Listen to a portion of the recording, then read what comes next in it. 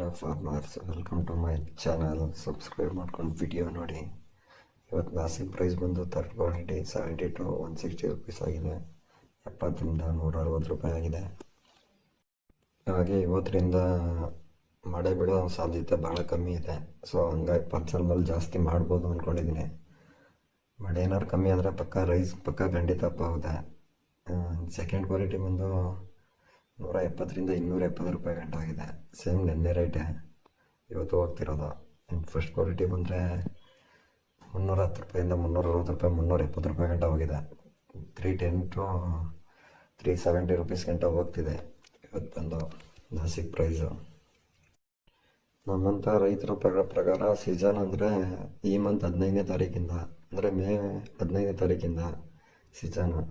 ಅಂತ ಸೀಸನ್ಲೇ ರೈಟ್ ಆಗಿಲ್ಲ ಅಂದರೆ ಇನ್ನು ವರ್ಷ ಪೂರ್ತಿ ರೈಟ್ ಆಗುತ್ತೆ ಅಂತ ಬೇಜಾರಾಗೋಗುತ್ತೆ. ಸೊ ಎಲ್ಲ ಎರಡು ಮುಗಿಸ್ಕೊಂಡು ಮೇ, ಜೂನ್, ಜುಲೈ ಈ 2.5 ತಿಂಗಳು ಪಾರ್ಸಲ್ ಟೈಮು ಅಂತ ಅಂದ್ಕೊಂಡಿರ್ತೀವಿ.